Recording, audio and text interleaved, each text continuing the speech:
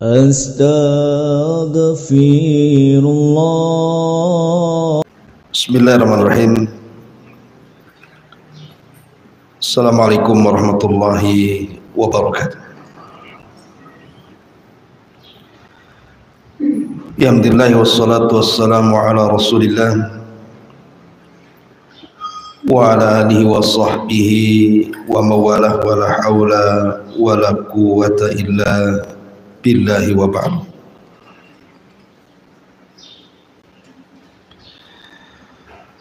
Kita lanjutkan kajian kita, masih membahas kitab Arba'in Nawawi,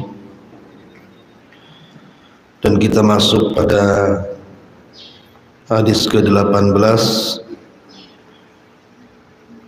An Abi Dzarrin Al-Ghifari Jundub ibn Junadah wa Mu'adz ibn Jabal radhiyallahu anhuma qala qala Rasulullah sallallahu alaihi wasallam ittaqillaha haitsu kunta wa atbi'is sayyi'atal hasanata tamhuha wa khaliqin nas bi khuluqin hasanin. Dari Abi Dzar Al-Ghifari Jundub ibn Junadah dan Mu'adz bin Jabal radhiyallahu anhu. Abi Dzar Al-Ghifari adalah sahabat yang awal-awal masuk Islam. Dia orang Yaman. Jadi ketika mendengar di Mekah itu ada orang yang ngaku Nabi, maka dia mengutus adiknya untuk mengcross-check betul enggak di Mekah itu ada orang yang ngaku Nabi. Dan ketika itu Abi Dzar posisinya adalah seorang perampok, seorang yang ditakuti di daerahnya karena dia perompak padang pasir, tetapi dia juga pemimpin kaum. Jadi kemudian adiknya ini diutus oleh Abi Dzar Al-Ghifari ke Mekah, dan akhirnya mendapatkan informasi tentang Nabi SAW dan akhlaknya. Tetapi Abi Dzar ini kurang srek saja, kurang mantap, sehingga dia ingin berjumpa langsung. Berangkatlah Abi Dzar Al-Ghifari menuju Mekah dan berjumpa dengan Nabi SAW. Setelah yakin dia seorang Nabi, maka dia pun masuk Islam. Tetapi dia disuruh untuk menyembunyikan keislamannya. Dan Abi Dzar tidak tinggal di Mekah, tetapi pulang ke Ghifar, ke Yaman. Dan belakangan dia bisa mengislamkan kabilahnya. Lah Abi Dzar Al-Ghifari ini memang terkenal banyak meriwayatkan hadis Nabi SAW juga. Ada sekitar 300 hadis yang sampai kepada kita lewat jalur Abi Dzar Al-Ghifari. Salah satunya hadis yang kita baca ini. Adapun Mu'adz bin Jabal, ma'ruf, dia adalah pakarnya halal dan haram, sebagaimana yang diungkapkan Umar bin Khattab radhiyallahu an, bahwa Mu'adz adalah alimnya dalam perkara halal dan haram. Maka Nabi SAW mengatakan Mu'adz pada hari kiamat akan lebih tinggi derajatnya dibandingkan para ulama, biratin, kata Rasul, dengan sekali lempar batu. Jadi kalau seandainya saya punya batu, saya lempar sejauh mungkin, disitulah Mu'adz bin Jabal.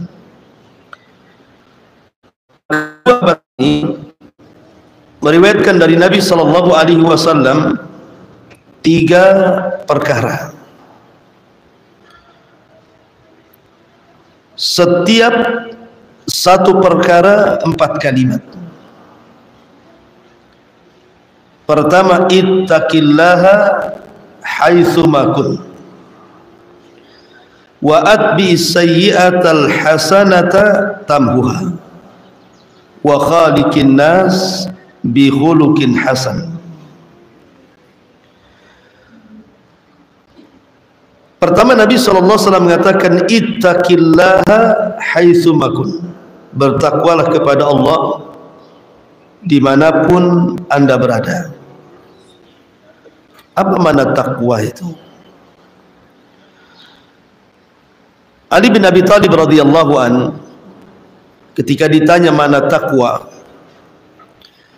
beliau mengatakan takwa itu al khaufu minal jalil wal amalu bitanzil wal qana'atu bil qalil wal isti'dad li yaumir rahim. Jadi takwa itu al khaufu minal jalil, takut kepada Allah, wal amalu bitanzil, mengamalkan apapun yang diturunkan dari Allah, wal qana'atu bil qalil, merasa cukup apapun yang diberikan Allah, wal isti'dad li yaumir rahim, kemudian persiapan untuk kehidupan setelah kematian. Itulah takwa. Jadi takwa itu, kata Ali bin Abi Thalib, terdiri dari 4 kalimat: takut kepada Allah, mengamalkan apapun yang diturunkan Allah, menerima apapun yang diberikan Allah, dan persiapan untuk setelah kematian. Ringkas tapi padat. Adapun Abdullah bin Mas'ud radhiyallahu an ketika ditanya soal takwa, Abdullah bin Mas'ud hanya memberikan permisalan. Bagaimana pendapatmu kalau engkau berjalan di sebuah jalan, jalan itu banyak durinya, banyak pakunya, banyak belingnya. Kira-kira kau berjalan seperti apa ke tempat itu? Maka Abdullah bin Mas'ud radhiyallahu an berikan pertanyaan seperti itu ketika ditanya soal takwa. Maka jawabannya, tentu kita akan berjalan hati-hati supaya jangan keinjak duri, keinjak paku dan beling. Itulah takwa, kata Abdullah bin Mas'ud. Maknanya jangan sampai kita ini terjerumus kepada yang haram. Di dunia ini macam-macam perkara haram itu. Belum lagi perkara syubhat, belum lagi perkara makruh. Kita hati-hati jangan sampai kemudian masuk ke yang haram, masuk ke yang syubhat, atau masuk ke yang makruh. Itulah takwa, kata Abdullah ibn Mas'ud radhiyallahu anhu. Intinya bahwa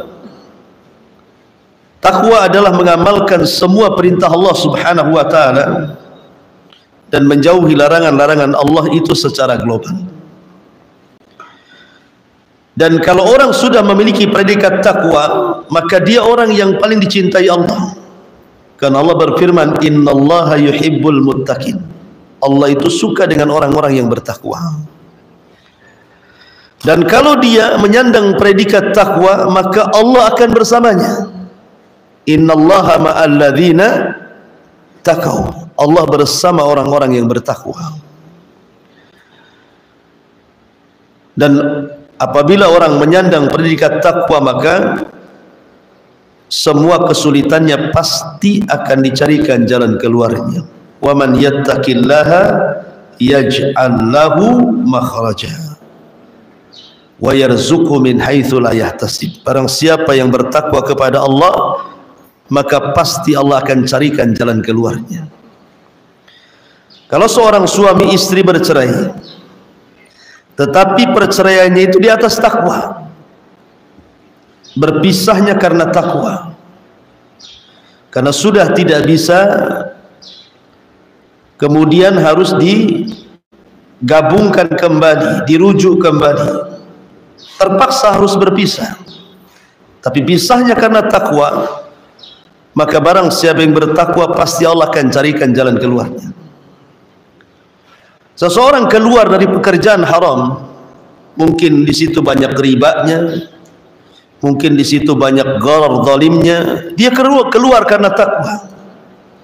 Dia ingin mencari pekerjaan yang halal, maka Allah katakan wa man yattaqillaha yaj'al lahu makhraja. Pasti Allah akan carikan jalan keluarnya, apapun masalahnya. Makanya Abdullah bin Abbas turjumanul Quran ketika mentafsirkan ayat ini, dia mengatakan barang siapa yang bertakwa kepada Allah maka Allah akan carikan jalan keluarnya. Maksudnya jalan keluar di dunia dan jalan keluar di akhirat, dua-duanya menunjukkan bahwa takwa ini luar biasa. Ma'asyiral muslimat yang dimuliakan Allah Subhanahu wa taala, ini yang pertama. Yang kedua, Nabi mengatakan wa'at bi'is sayyi'atal hasanata tambuha. Ikutilah perbuatan buruk itu dengan kebaikan, niscaya kebaikan akan menghapus keburukan. Di zaman Nabi ada seorang sahabat yang ketika itu terjerumus kepada kemaksiatan kepada Allah dengan cara berkhalwat dengan seorang yang bukan muhrimnya. Karena dia merasa berdosa sudah berkhalwat dengan wanita yang bukan mahramnya, dia datang kepada Nabi SAW dan mengatakan, ya Rasulullah, inni qad fa'altu dzamban 'azima. Ya Rasul, aku sudah melakukan dosa besar. Kata Rasul, kenapa? Saya sudah berkhalwat dengan seorang wanita yang bukan mahram dan saya sentuh kulitnya, tapi tidak berzina, hanya zina sentuhan, zina mata, begitu saja. Maka Nabi SAW mengatakan, apakah engkau sholat asar berjamaah tadi? Kata Rasul, apakah engkau tadi sholat berjamaah asar bersamaku? Maka anak muda ini mengatakan iya. Kata Nabi SAW, idhab faqad ghafarallahu lak. Pergi kamu, karena Allah sudah mengampuni dosamu dengan sholat asar jamaah itu. Dari sini Allah turunkan ayat, innal hasanat yudhibnas sayyiat. Sesungguhnya kebaikan-kebaikan itu bisa menutup keburukan. Jadi dosa khalwatnya tadi terhapus dengan sholat asar berjamaah. Makanya Rasul mengatakan, pergi, Allah sudah ampuni dosamu. Seorang laki-laki datang kepada Abdullah bin Abbas radhiyallahu anhuma, dan di samping Abdullah bin Abbas ada Atha, muridnya. Orang ini mengatakan, wahai Ibnu Abbas, aku suka dengan seorang wanita. Faqatabtuha, aku pun melamarnya. Tiba-tiba dia menolak lamaranku. Tiba-tiba ada laki-laki yang melamarnya, diterima pula lamarannya. Faqataltuha, aku bunuh wanita itu. Jadi orang ini mengatakan kepada Ibnu Abbas, saya suka dengan seorang wanita, kulamar dia, ditolaknya aku. Datang laki-laki lain melamarnya, diterima pula dia. Faqataltuha, aku bunuh wanita itu biar sama-sama tidak dapat.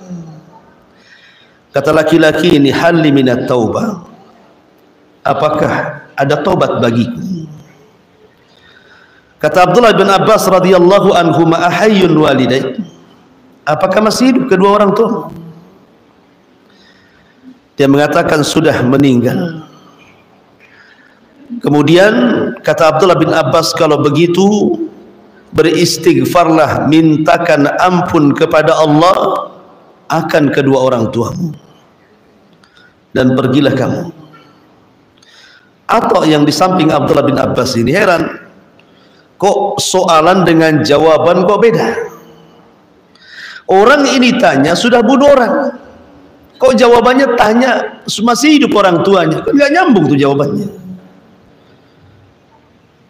Kata Abdullah bin Abbas radhiyallahu anhuma, diluruskan tuh ketidakpahaman Atha ini dan mengatakan, Sesungguhnya kalau dia memiliki kedua orang tua, kemudian dia berbuat baik kepada orang tua, itu bisa menghapuskan dosa membunuhnya. Itu maksudnya. Dari sini Nabi SAW mengatakan, ikutilah perbuatan jahat itu dengan kebaikan. Lah, kebaikan ini akan menghapuskan kejahatan itu. Makanya di antara perkara-perkara seseorang itu dianggap taubatan nasuha, dianggap tobat, betul-betul tobat. Pertama, mengakui bahwa dia melakukan dosa.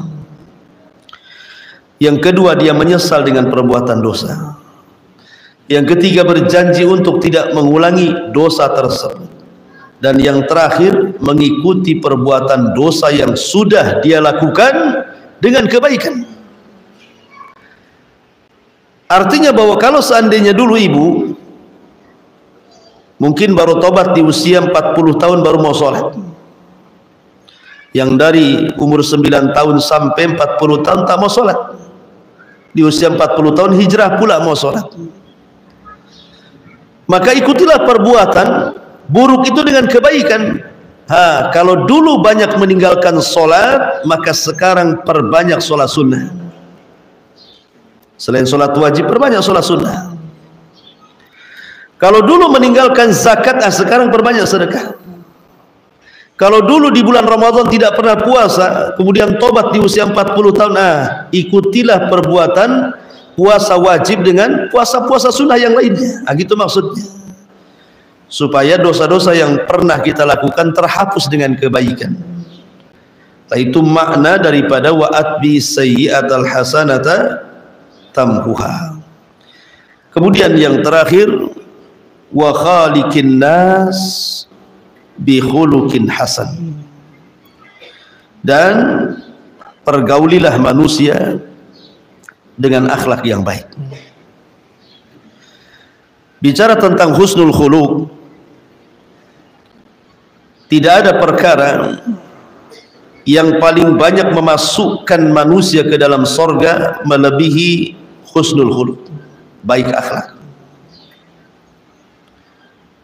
Karena Nabi SAW yang mengatakan, aktsaru ma yudkhilun nasal jannah, kebanyakan orang yang dimasukkan oleh Allah ke dalam sorga.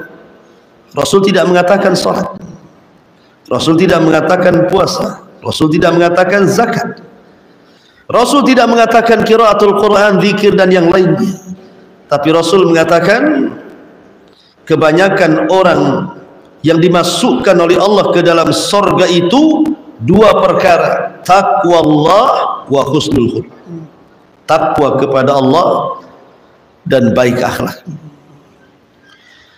Bahkan husnul khuluq ini bisa memberatkan timbangan yang tidak bisa diberatkan oleh amalan yang lainnya. Artinya bahwa husnul khuluq ini bisa memberatkan timbangan melebihi amalan salat, melebihi amalan zakat, melebihi amalan baca Quran, dan begitu seterusnya. Berdasarkan hadis Nabi SAW, Nabi mengatakan asqalu fil mizan, bahwa seberat-berat dalam timbangan adalah alaika bi husnil khuluq, perbaiki akhlak. Ma'asyiral muslimat yang dimuliakan Allah Azza wa Jalla, bahkan terkadang ada surga yang tidak bisa diraih kecuali dengan husnul khuluq. Ada surga, tingkatan-tingkatan surga itu terkadang tidak bisa dicapai kecuali karena husnul khuluq. Nabi SAW mengatakan, ana zaimun bi baitin fi rabdil jannah liman taraka al-mira wa in kana muhiqqa, wa bi baitin fi wastil jannah liman taraka al-kadhib wa in kana maziha, wa bi baitin fi a'lal jannati liman hasuna khuluquhu. Kata Rasul, ku jamin sebuah istana di pinggiran sorga bagi orang yang meninggalkan perdebatan walaupun dia di atas kebenaran. Ku jamin Allah akan bangunkan istana di tengah sorga bagi orang yang meninggalkan dusta walaupun main-main. Dan kujamin, kata Rasul, Allah akan buatkan satu istana di sorga yang paling tinggi bagi yang baik akhlaknya. Lihat di sini, terkadang ada tingkatan-tingkatan sorga itu tidak bisa diraih dengan ibadah, hanya bisa diraih dengan husnul khuluq. Makanya husnul khuluq itu amalan yang paling dicintai oleh Allah Azza wa Jalla. Berdasarkan hadis Abi Hurairah radhiyallahu anhu atau hadis Aisyah radhiyallahu anha, kata Nabi sallallahu alaihi wasallam, abghadun nas 'ala Allah al-aladul khasm. Orang yang paling dibenci di hadapan Allah itu orang yang keras lagi kasar, artinya tidak berakhlak. Maknanya bahwa orang yang paling dicintai Allah itu adalah orang yang berakhlak. Dari sini bahwa akhlak itu sangat penting sekali. Lalu apa sih akhlak itu sebenarnya? Mengutip perkataan Abdullah ibn Mubarak radhiyallahu anhu, akhlak itu diambil dari 3 kata. Pertama, kaful adha. Yang kedua, badlun nadha. Dan yang ketiga, talaqatul wajhi. Itulah akhlak. Singkat padat, kata Abdullah ibn Mubarak. Abdullah ibn Mubarak mengatakan akhlak adalah kaful adha, berhenti untuk tidak menyakiti orang.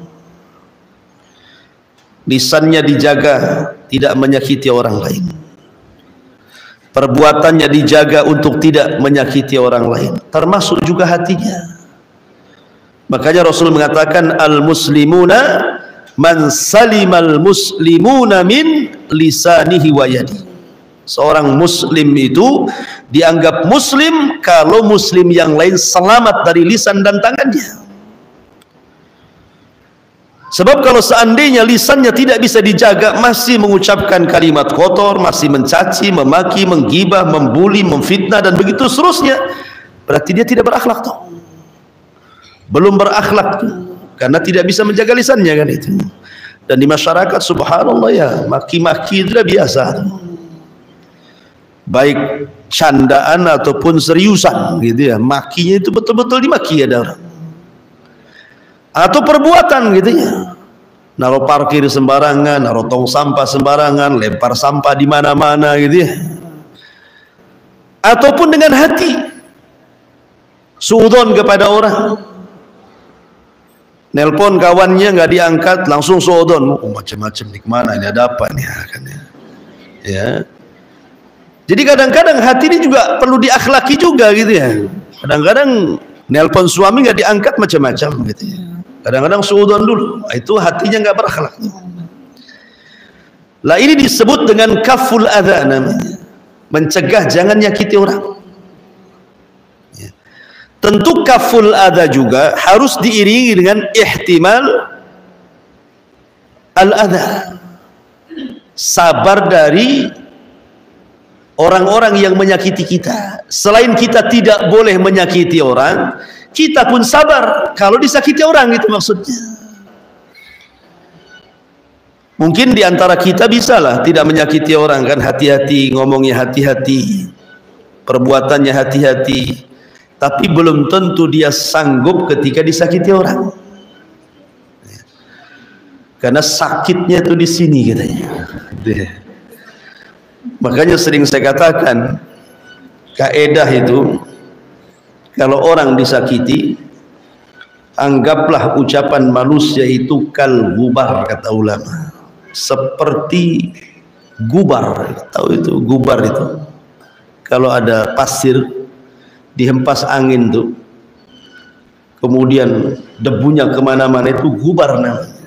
Jadikan ucapan manusia itu seperti itu. Artinya pujian dan celaan sama saja, itu maksudnya. Mau dia memuji saya, mau dia mencela saya, terserah. Karena hati orang mulia itu tidak akan berubah karena pujian dan tidak pun berubah karena celaan. Karena sering saya katakan manusia tidak selamat dari ucapan orang. Mana ada manusia selamat dari ucapan orang? Enggak ada.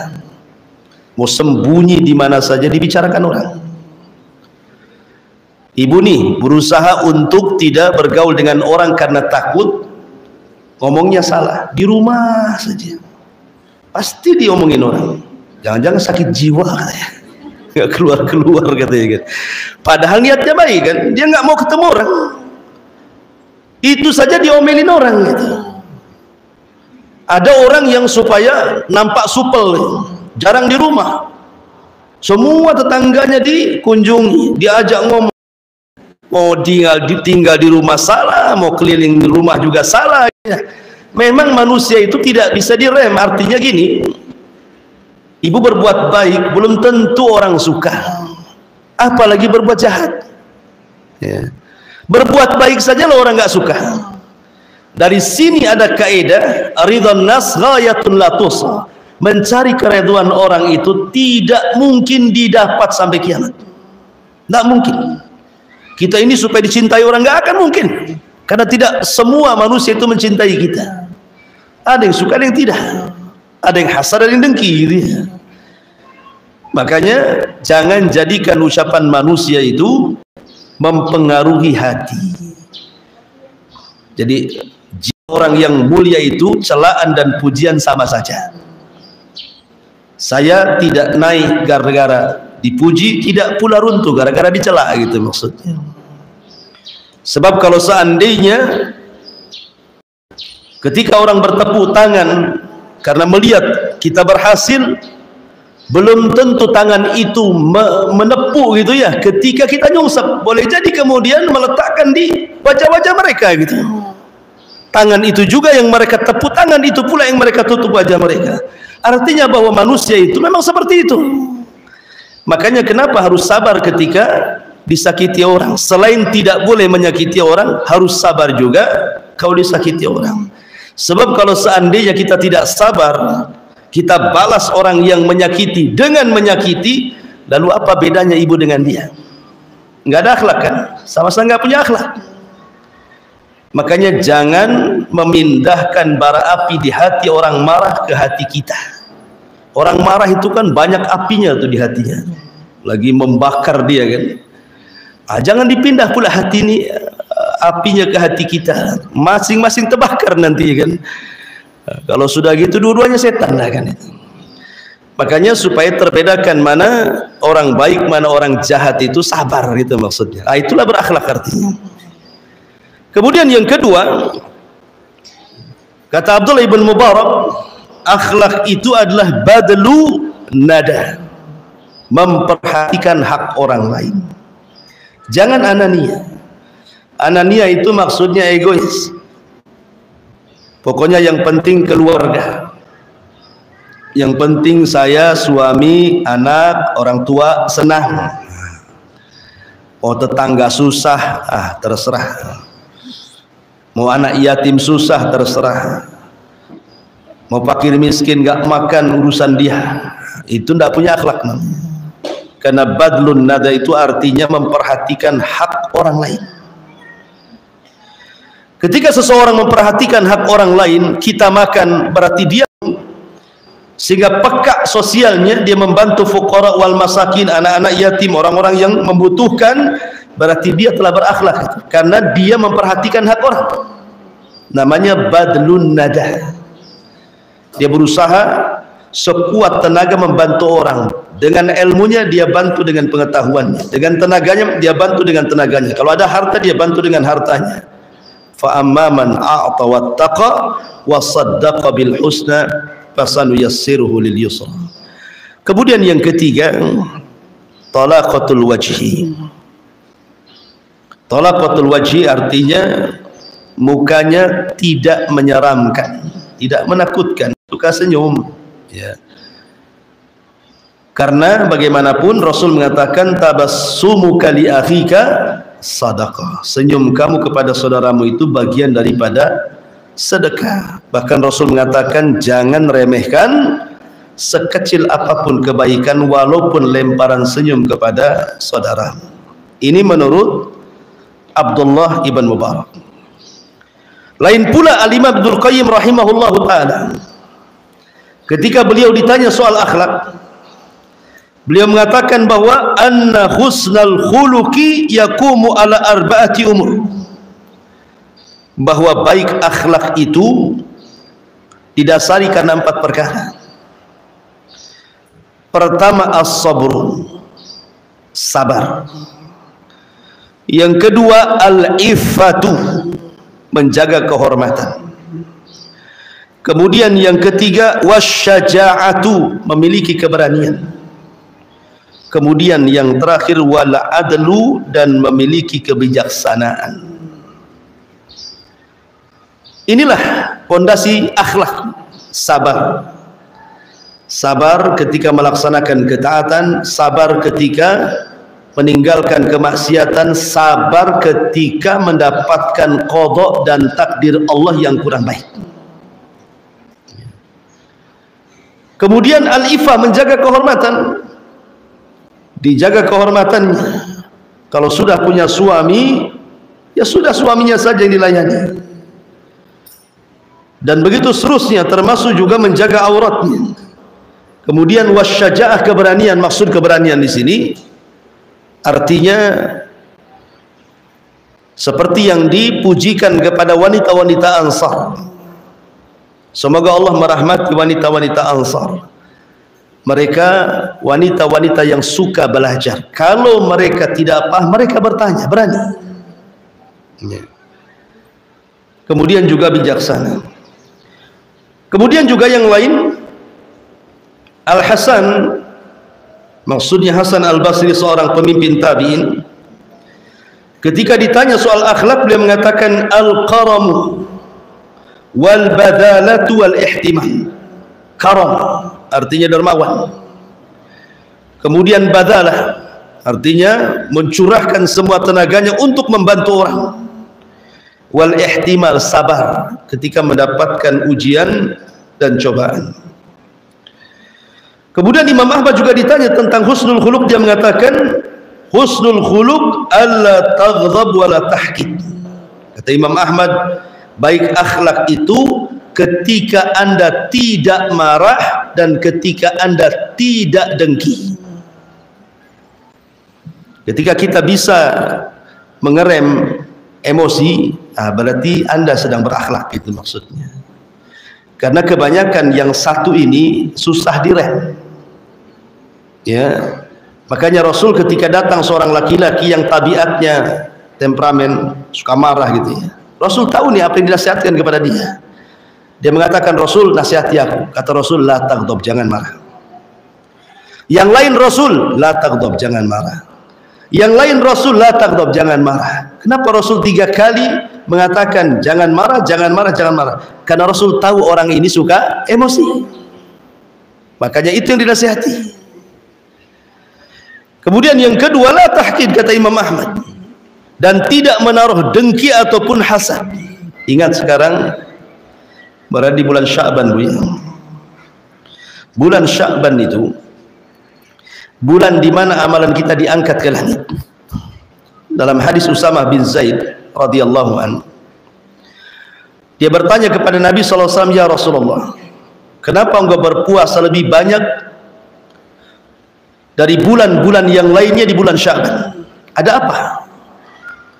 Maka Nabi SAW mengatakan, dzaka syahru yaghfulun nasu anhu bainar rajabi wa sya'ban, wa huwa syahru turfa'u fiha al-a'mal, wa ana uhibbu an yurfa' amali wa ana sha'im. Kata Nabi SAW, bulan Sya'ban itu bulan yang dilalaikan manusia. Maksudnya dilalaikan manusia begini, karena Sya'ban itu terjepit di antara 2 bulan mulia. Rajab bulan mulia, Ramadan bulan mulia, Sya'ban bukan mulia, terjepit di antara 2 bulan mulia. Makanya dia lalaikan. Karena kebanyakan orang kalau masuk Sya'ban itu terfokus Ramadan. Sehingga sebagian orang fokus cari kerja, cari uang supaya nanti Ramadan itu senang. Ini dia. Kalau ibu-ibu ya sudah ngumpulin minyak goreng, tepung, karena takut mahal kan itu. Jadi Sya'ban itu sudah persiapan tuh. Persiapannya urusan dunia saja. Makanya kenapa Rasul mengatakan yaghfulun nasu anhu. Malalai. Padahal bulan Sya'ban ini bulan diangkatnya amal. 1 bulan lagi, coba bayangkan. Kalau harian kan diangkatnya amal nunggu subuh atau nunggu asar kan itu. Kalau mingguan nunggu Senin, nunggu Kamis. Ini 1 bulan nih. Coba diangkat amalannya, mau siang, mau malam, jam berapa saja diangkat amalannya. Makanya kenapa? Karena bulan ini bulan yang dilalaikan manusia padahal tempat diangkatnya amal. Maka siapapun ibadah di waktu manusia lalai, maka ibadah itu sangat istimewa. Sama dengan duha. Waktu duha itu kan waktu orang sibuk dengan dunia, yang pasar ya ke pasar, yang tani ya ke sawah, yang ladang ke ladang. Tiba-tiba Anda keluar kemudian sholat duha, artinya keluar dari dunia, itu namanya. Makanya sholat duha disebut sholatul awabin, sholatnya orang yang bertobat, kembali kepada Allah Azza wa Jalla. Makanya istimewa nilainya. Lah sama juga ibadah di bulan Sya'ban itu juga sama, karena manusia banyak yang melalaikan bulan Sya'ban. Kalau kita tidak lalai, berarti memang kita ada istimewa. Yang kedua, setiap ibadah yang nempel dengan ibadah wajib, berdekatan dengan ibadah wajib, biasanya amalan itu istimewa. Contoh rawatib, ada qobliyah, ada ba'diyah. Solat yang bisa menempel solat wajib hanya qobliyah, ba'diyah, itu disebut dengan sunanul rawatib. Makanya puasa Sya'ban ini adalah qobliyah puasa Ramadan, kemudian Syawal ba'diyah puasa Ramadan. Sama dengan rawatib, ada qobliyah, ada ba'diyah. Lah puasa juga sama, ada qobliyah, ada ba'diyah, gitu maksudnya. Nah, setiap amalan sunnah yang mendekati wajib berarti istimewa nilainya. Makanya jangan disia-siakan. Aisyah radhiyallahu anha ketika punya hutang puasa tahun kemarin, dibayarnya Sya'ban tahun depannya, gitu ya. Karena ingin memperbanyak puasa di bulan Sya'ban, maka qadha Ramadan pun terkadang diambil bulan Sya'ban, karena Rasul tidak pernah puasa sebanyak, maksudnya sunnah sebanyak di bulan Sya'ban. Tetapi sayang, ada orang yang dari Ramadan kemarin sampai bulan Sya'ban sekarang amalannya tidak diangkat. Siapa mereka?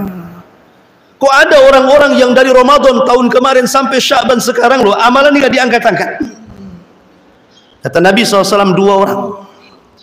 Pertama, al-musyrik. Yang kedua, al-musyahin.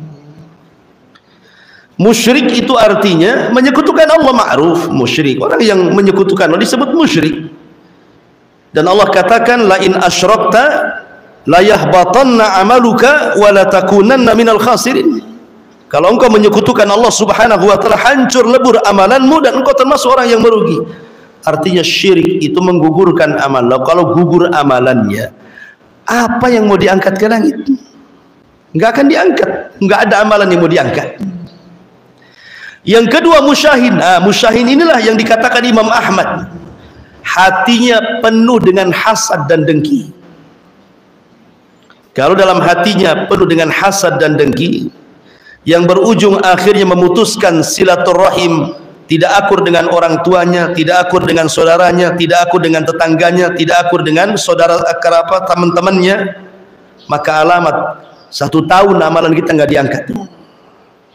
Makanya Nabi SAW mengatakan apa? Iyyakum wal hasad, fa innal hasada ya'kulul hasanat kama ta'kulun narul hatab. Hati-hati kalian, jangan dengki, jangan hasad, karena hasad itu menghapuskan kebaikan-kebaikan seperti api melalap kayu bakar sehingga jadi debu.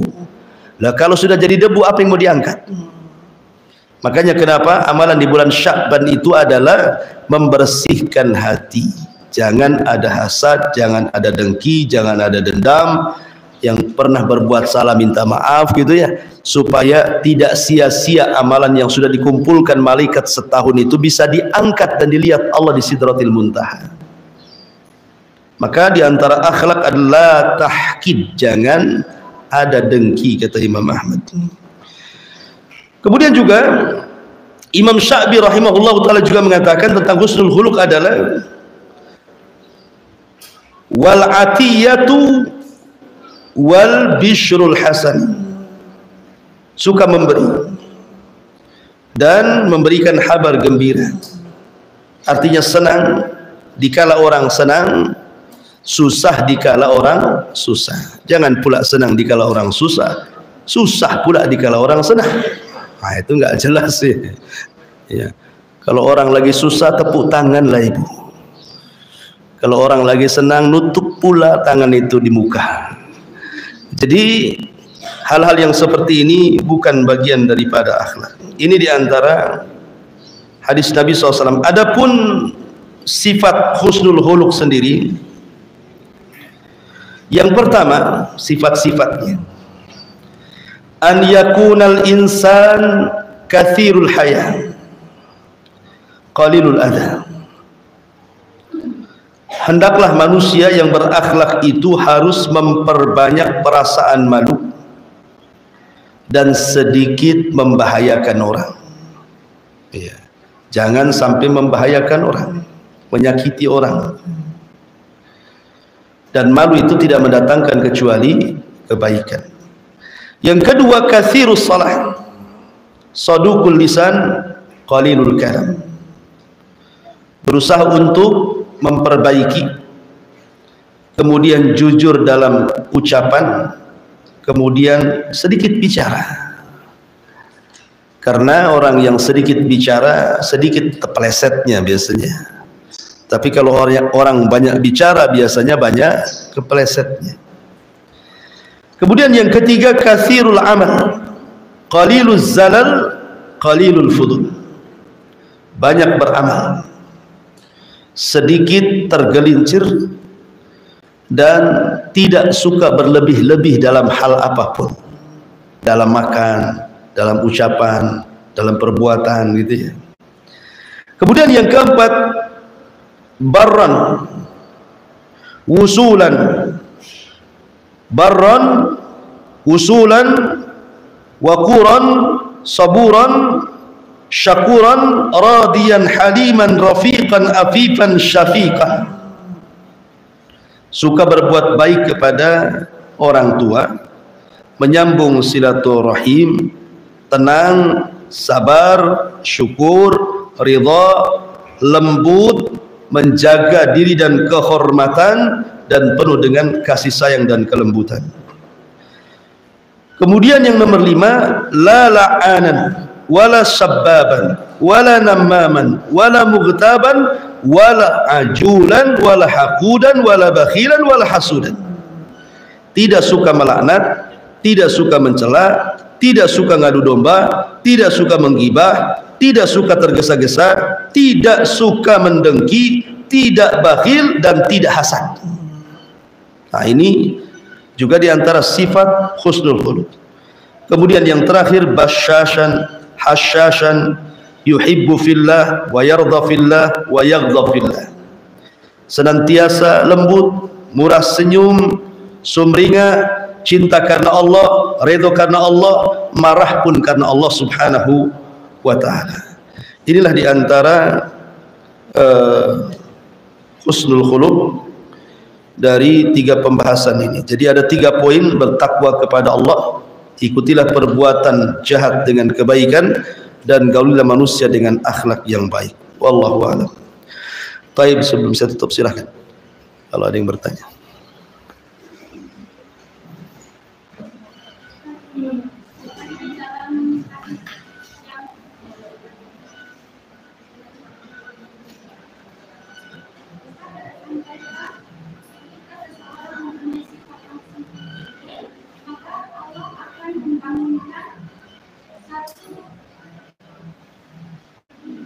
Rumah, satu istana. Mm-mm.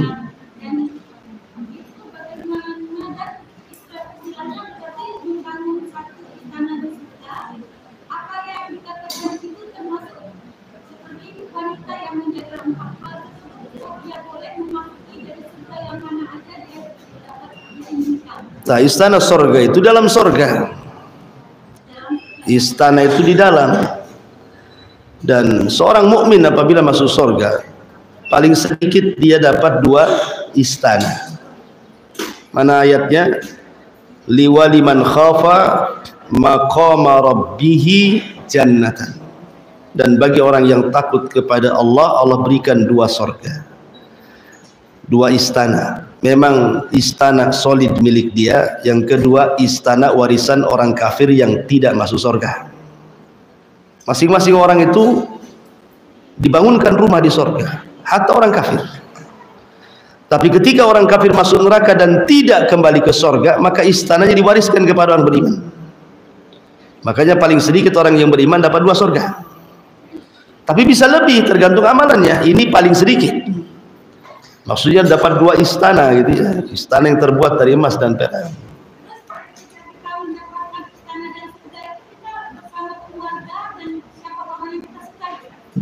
Iyalah, di sorga itu apapun yang kita mau kan terjadi, kecuali keluarganya kafir masuk neraka, ya beda kan itu.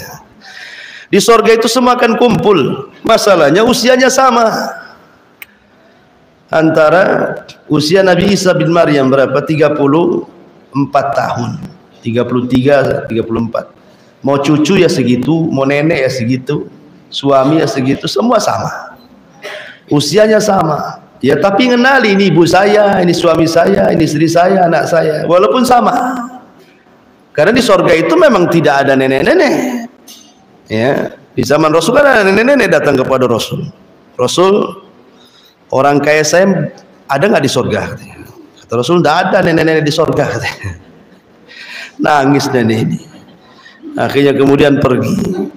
Kata Rasul bilang sama nenek itu, bukan berarti dia tidak akan masuk sorga. Maksudnya di sorga tidak ada orang kayak dia, nenek-nenek.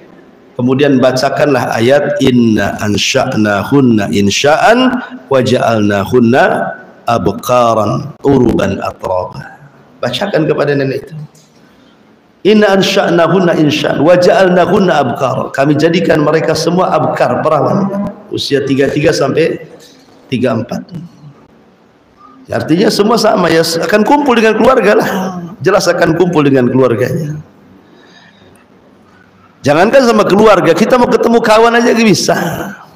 Ini sorganya yang kawan sorga di atas, kita di bawah gitu ya. Bisa ketemu, bisa. Tidak ada yang mustahil bagi Allah Azza wa Jalla. Cuman yang membedakan tingkatan saja. Tetapi serendah-rendahnya orang masuk sorga pun merasa dia paling tinggi derajatnya. Kan ada itu.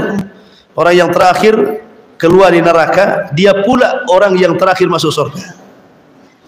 Dia tidak bisa masuk surga karena pintu sudah ditutup masalahnya. Pintu surga sudah ditutup. Dia hanya ngintip-ngintip jadi lubang-lubang tuh. Ya. Padahal dia sudah janji, dia tidak akan minta kepada Allah kalau didekatkan pohon di depan pintu surga itu. Sudah didekatkan di pohon pintu surga, tiba-tiba dari pohon itu ngintip pula ke dalam surga. Dia mengatakan, ya Rabb masukkan aku ke surga, ya Rabb masukkan aku ke surga. Nah tadi kan sudah janji, kalau kau dekatkan ke pohon ini kau tidak akan minta lagi. Sudah gini saja kata Allah, kau hayalkan apa yang kau kehendaki dari kenikmatan dunia. Hayalkan sampai ujung mana kau menghayal. Pengen apa? Maka Allah kemudian berikan 10 kali lipat dari hayalannya. Dibukakan pintu surga, masuk ke dalam surga seolah-olah dia orang yang pertama masuk surga, padahal yang terakhir. Ya. Artinya surga itu melupakan semuanya gitu maksudnya. Ya nggak bisa dibayangkan nikmatnya gimana kan surga itu. Allahu a'lam. Ya,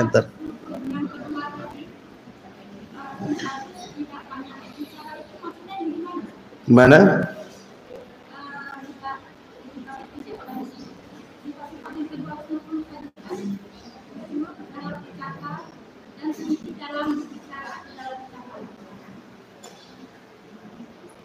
Oh, katsirus shalah wa saduqul lisan qalilul kalam, gitu maksudnya.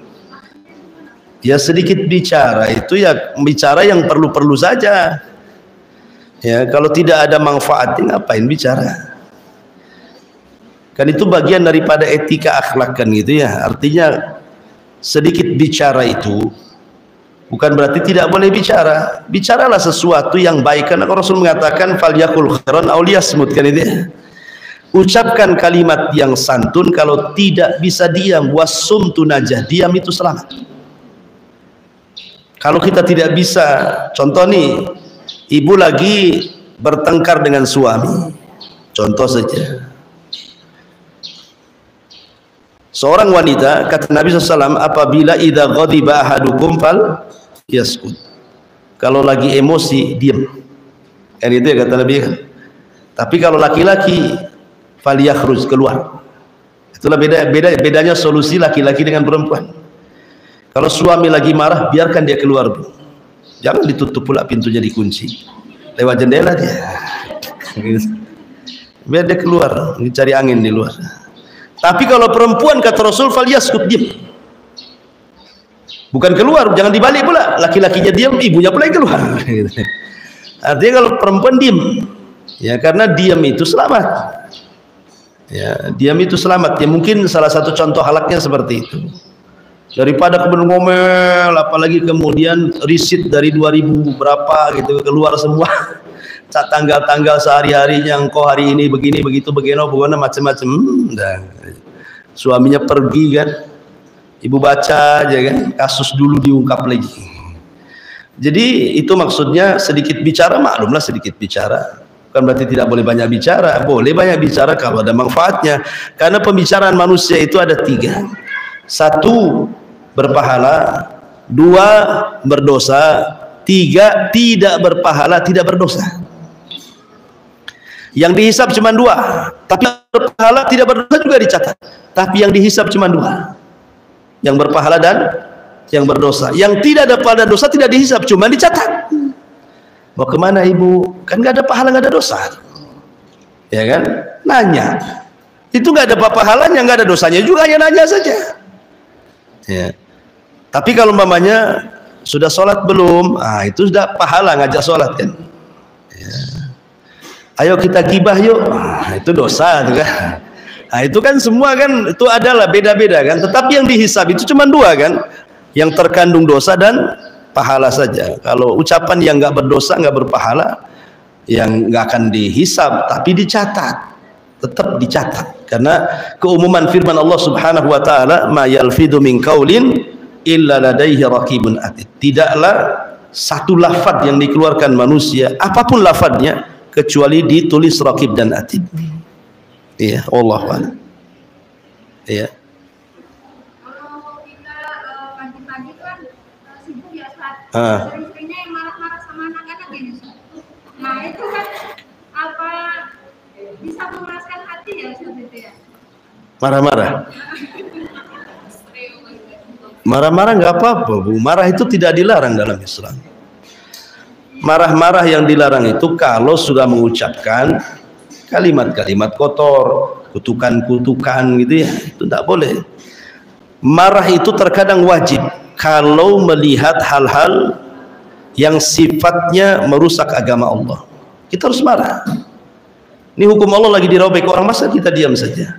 Quran lagi diinjak, Islam lagi direndahkan, Nabi lagi diolok-olok. Ya kalau kita nggak marah gimana? Marahlah. Ada halal waktunya marah gitu. Kalau agama diinjak-injak, nah, wajib terkadang marah. Kalau tidak berdosa malah kita kalau nggak marah. Ya. Tetapi kalau maksudnya marah sama anak-anak gitu ya, saya kira wajar orang tua marah sama anak-anak. Tetapi jangan mengeluarkan kata-kata ya tadi kutukan, jadi batu aja kau nak katanya kan, nanti jadi batu betul. Jadi maksudnya ya biasa saja lah, marah emosi kan, kadang-kadang anak itu harus takut juga dengan orang tua kan, kalau nggak dibentak ya kadang-kadang. Makanya kata Rasul alikus saut kan itu ya, kata Rasul itu gantungkan pecut di dinding. Untuk apa? Untuk nakuti anak, sholat atau pecut gitu maksudnya. Nggak apa-apa, gagang sapu apa sholat, nah, gitu. Terserah. Nggak apa-apa, Rasulullah mengatakan seperti itu. Kan boleh memukul anak di usia 10 tahun. Tetapi bukan pukulan menyakitkan, tapi pukulan tarbiyah. Itu pun harus di bagian-bagian yang tidak melukai itu ya. Kalau harus mukul ya pukullah pantatnya gitu ya. Jangan pukul mukanya belah. Ya pahamlah ibu marahlah. Saya nggak paham marahnya ibu seperti apa masalahnya. Iya. Ya Om, apa lagi?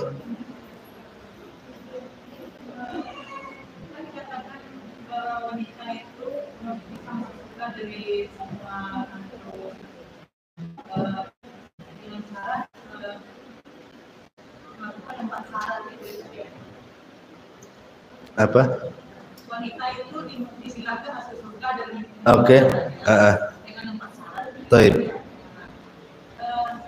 Apakah kita dipersilahkan itu akan masuk surga atau melalui jalur hisab dulu atau kontrol dulu gitu? Iya. Ya, alhamdulillah. Kalau wanita yang sudah melakukan 4 syarat itu, kenapa sih 4? Karena 4 ini jalan ke yang lain. Itu maksudnya ya. Kalau sudah baik sholatnya, baik puasanya, baik merawat suaminya, baik menjaga kehormatannya, yang lain pasti baik. Itu ngikut yang lain itu. Karena itu pangkalnya di situ. Tapi kalau 4 ini jelek, jangan harap yang lainnya baik. Karena ini pangkalnya di 4 ini. Ya. Apakah kemudian wanita seperti ini direct masuk surga gitu ya? Apakah ada hisab? Orang-orang yang tanpa hisab sudah jelas orang-orangnya, sifat-sifatnya sudah jelas. Seperti contohnya 70.000 orang yang masuk surga tanpa hisab dan azab, kan sudah jelas tuh sifat-sifatnya. Ya. Atau para syuhada. Ya tentu tetap dihisab, tetapi kan ada hisab yang sifatnya itu yasir, mudah. Ada yang sifatnya asir, sulit. Apa perbedaan mudah dengan sulit? Kalau hisab mudah itu, ketika kita ditanya oleh Allah, kita tidak dituntut menjawab, hanya mengiyahkan saja. Jadi ingatkan dulu ketika dia, ku kasih kau ini, ya. Dulu kau begini, ya. Nah, gitu saja. Dia hanya iya saja, mengiyahkan saja, tapi tidak dituntut untuk membalas, untuk munakosha, berdebat. Maka ini formalitas saja. Tetap dia hisabnya mudah, langsung masuk surga. Habis hisab masuk surga dia. Tapi yang hisabnya sulit itu kalau mulai ada perdebatan. Ya, makanya Rasul mengatakan manukisha halak. Barang siapa yang ketika dihisab kok ada perdebatan sampai dia berbohong, nah itu celaka tuh. Ya, contoh umpamanya, lihat tuh amalanmu di dunia. Siapa yang berjihad itu? Iya saya itu ya Rabb. Kenapa kau berjihad di situ? Aku berjihad karenamu ya Rabb. Allah mengatakan kadzabta, dusta kamu. Nah itu kan terjadi dialog tuh, ya kan? Nah, kalau terjadi dialog begini ya celaka tuh alamat tuh. Berarti hisabnya sulit. Tetapi kalau hisabnya mudah, nggak terjadi dialog. Ya. Jadi Allah hanya bertanya, iya kita iyahkan saja, hanya formalitas sajalah bahasa kita. Tapi tetap melalui hisab. Untuk disesuaikan dengan catatan hisab itu kan gitu. Dan hisab mudah, tidak akan lama-lama di padang mahsyar. Tidak 50.000 tahun, tidak. Ya, karena hisabnya bagi orang yang beriman itu cuma setengah hari saja. Setengah hari kehidupan akhirat. Bukan setengah hari di sini Puskopkar. Setengah hari kehidupan akhirat itu 500 tahun. Karena satu harinya 1000 tahun. Jadi setengah harinya 500 tahun lah. Makanya ada hadis yang mengatakan orang miskin masuk surga dan orang kaya belakang masuk surga, perbedaannya setengah hari. Kata Rasul kan begitu. Kalau setengah hari kehidupan di sini enak, nggak apa-apa lah orang miskin duluan sana kan ya. Tapi rupanya setengah hari kehidupan sana 500 tahun. Tetapi itu sudah paling cepat. Ya. Hisab Allah kepada orang yang beriman itu paling cepat. Hanya setengah hari saja. Berbeda dengan orang-orang kafir. Ya, mereka berpuluh-puluh tahun di padang mahsyar itu dengan proses macam-macam gitu ya. Allah alam. Nah,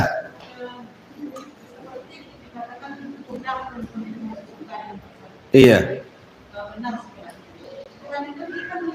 banyak orang itu orang mereka pemimpin itu tapi kebanyakan masih kemudian berarti dalam itu belum benar kan? Ya belum benar lah kalau syirik. Kalau syirik itu loh menghapuskan semuanya. Sudah 4 syarat dipenuhi, syirik hilanglah semua 4 perkara ini. Syirik ini dosa besar. Mau syirik kecil, mau syirik besar sama saja. Cuman bedanya kalau syirik besar mengeluarkan dari Islam, kalau syirik kecil tidak. Syirik besar menghapus semua amal, kalau syirik kecil menghapuskan yang ditempelinya saja. Syirik besar mengekalkan neraka, syirik kecil tidak. Tapi sama-sama menghapuskan amal. Ya, makanya syirik ini memang hati-hati, karena di masyarakat ini kan syirik ini bisa berupa ucapan. Contoh nih, kalau bukan karena saya, kamu udah kere. Sayang tolong kamu udah datang ke sini. Ini kan syirik juga. Seolah-olah apa? Yang menentukan kere dia atau kayanya dia kan begitu. Bahasanya bukan begitu. Kalau bukan karena Allah kemudian saya, nah, gitu loh maksudnya. Jangan nafikan Allah. Harusnya Allah duluan kan. Itu pun tidak boleh pakai kalimat dan, harus pakai kemudian. Dalam bahasa Arab jangan pakai waw, harus pakai summa. Jangan kalau bukan karena Allah dan saya, itu syirik juga. Ya. Tetapi kalau bukan karena Allah kemudian saya, nah, ada kemudiannya. Nah, baru benar tuh kalimat itu. Nah, tanpa sadar kan, kita ini dalam bahasa sehari-hari kadang-kadang nggak terpikir ke situ kan. Nah, itulah fungsinya belajar tauhid. Coba kalau nggak karena anjing gonggong tuh udah habis tuh rumah itu. Nah, kan itu ya. Mudah kali orang ngomong begitu kan. Nah, padahal nggak gitu bahasanya. Kalau bukan karena Allah kemudian gonggongan anjing itu, nah, tentu rumah itu nggak digondol maling gitu ya. Nah, gitu bahasanya. Tetap Allah itu jangan ditiadakan. Itu kan bahasa sederhana, tapi di masyarakat tidak pernah pakai bahasa seperti ini.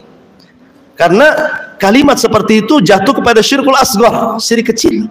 Di zaman Rasul ada laki-laki mengatakan Masya Allah wa syi'ta, atas kehendak Allah dan engkau wahai Rasul. Marah Nabi dan mengatakan Masya Allah wahda, jangan katakan dan aku, katakan cukup kehendak Allah saja. Rasul mengatakan seperti itu. Di banyak contoh umpamanya, ibu lagi kumpul nih, datanglah umpamanya Ummu Nisa ke sini. Oh, alhamdulillah nih orang yang membawa berkah sudah datang. Nah, ini kan syirik ini. Masa berkah ditujukan ke orang? Berkah itu milik orang, milik Allah. Allah yang meletakkan berkah itu. Jangan pula katakan, aduh, makanya setelah dia datang berkahlah kita katanya. Nggak bisa kalimat seperti itu. Karena berkah itu milik Allah. Itu kan bahasa-bahasa di masyarakat umum seperti itu. Tapi kalimat seperti ini dalam Islam itu berbahaya. Ya kan? Jadi dari sini harus hati-hati bicara juga ya. Allahu a'lam.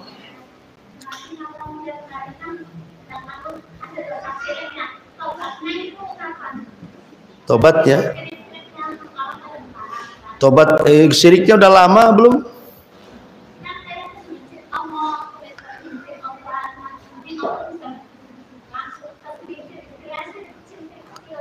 Syirik kecil, ya tinggal bertobat. Kalau syirik ucapan, diperbaiki ucapannya.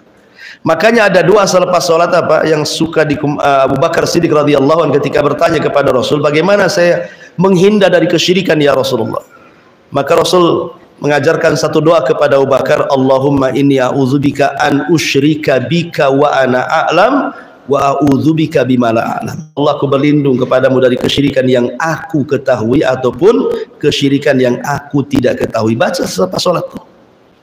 Itu bagian daripada zikir sholat. Supaya kita meminta terus seperti itu kan. Namanya syirik ini, riya pun syirik. Riya kan syirik juga. Ya, sum'ah juga syirik, takabur juga syirik. Ya, nggak sadar saja kan kita ini. Riya itu syirik, tapi syirik kecil riya itu. Sum'ah juga syirik kecil, tapi kan bisa membatalkan amal. Dan itu tidak diangkat amalannya di bulan Sya'ban ini. Iya.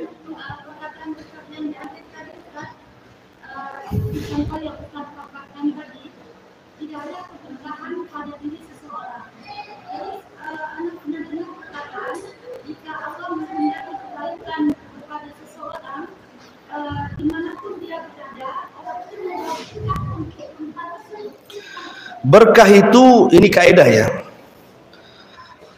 Ada berkah itu zat dan intiqal. Ada yang kedua maknawi. Zat intiqal dan zat dan tidak intiqal. Contoh begini. Nabi itu orangnya berkah.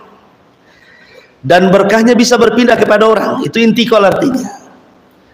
Jadi kalau kita salaman dengan Nabi, berarti berkah tangannya Nabi nempel ke kita. Ya. Nah, kalau Nabi meludah, kita tangkap ludahnya, kemudian kita usap-usap, pindahlah berkahnya ke badan kita.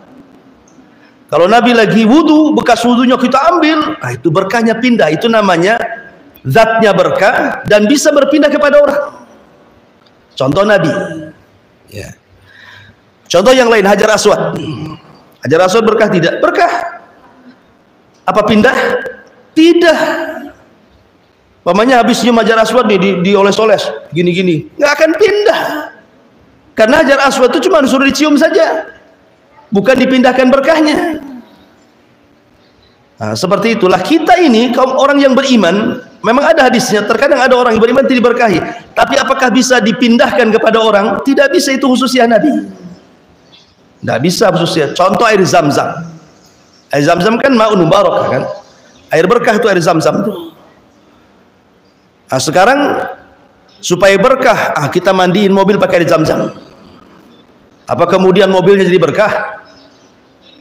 Kan enggak, nyuci pakaian pakai air Zam-Zam. Biar pakainya enggak bisa, kan itu enggak bisa berpindah. Hanya zatnya saja. Zam-Zam itu hanya bisa untuk mengobati penyakit dan mengenyangkan. Itu saja. Tetapi tidak bisa berpindah kan itu ya. Makanya ketika ada orang datang kemudian kedatangan membawa berkah, mana ada berkah? Ya, mungkin berkah secara bahasa mungkin kan itu kebaikan gitu ya. Tapi kalau maksudnya berkah orang ini membawa berkah kebaikan, kebaikan itu datang dari Allah. Kalau bukan karena Allah kemudian Anda ini mungkin tidak berkah majelisnya, mungkinlah seperti itu bahasanya. Ya, tapi kalau dinisbatkan berkah kepada orang itu tidak bolehlah. Karena berkah itu sesuatu yang sudah Allah letakkan. Ini berkah, ini tidak. Ini berkah yang bisa berpindah, ini berkah yang tidak bisa berpindah. Nah, itu. Wallahu a'lam.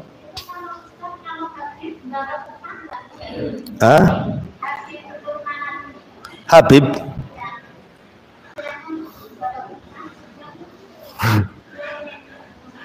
Nabi aja lah keturunannya ya kita harus mencintai mereka keturunan Nabi. Tapi kemudian bukan berarti kemudian seperti Nabi, nggak bisa. Karena ketika Rasul menjelaskan tentang fitnah di akhir zaman, fitnah ahlas, itu sumber biang fitnah itu justru dari turunan Nabi. Ya, dari turunan Nabi. Justru tidak semua jadi turunan Nabi itu baik. Kalau yang baik kita hormatilah gitu ya. Kalau yang tidak baik ya kita tidak hormati. Tetapi bukan berarti kemudian ada berkahnya seperti berkahnya Rasul. Kalau meludah kita ambil ludahnya untuk ngucek mata biar matanya terang gitu. Bisa lah. Jadi tidak ada kaitan keturunan Nabi dengan Nabi. Iya. Apanya?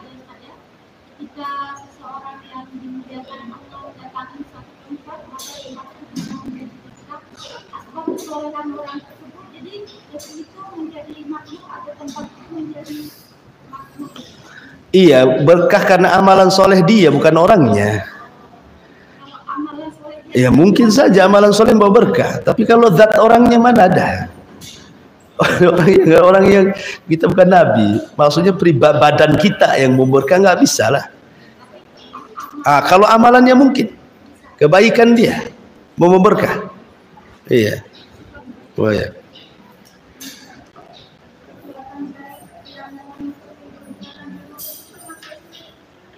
Apa itu?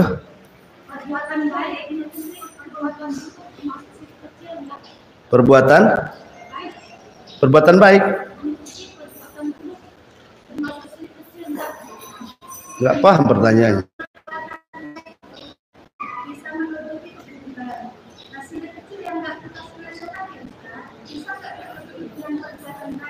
Bisa lah. Bisa, dengan taubat kan menghapuskan semuanya.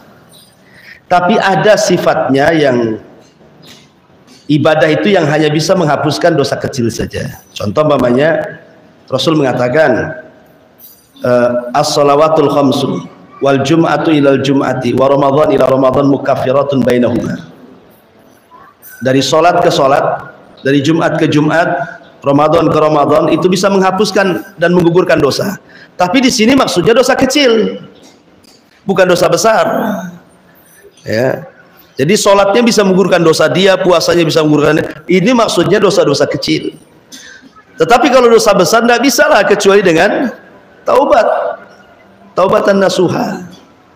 Dan kalau memang itu berupa kesyirikan, dia menyimpan tangkal, ya tangkalnya harus dibuang, dimusnahkan. Kemudian bertobat kepada Allah Azza wa Jalla gitu ya. Kalau dosa besar tidak bisa kecuali dengan taubatan nasuha. Wallahu a'lam. Taib subhanaka bihamdika asyhadu an la ilaha illa anta astaghfiruka wa atubu ilaik. Allahu ta'ala. Assalamualaikum warahmatullahi wabarakatuh.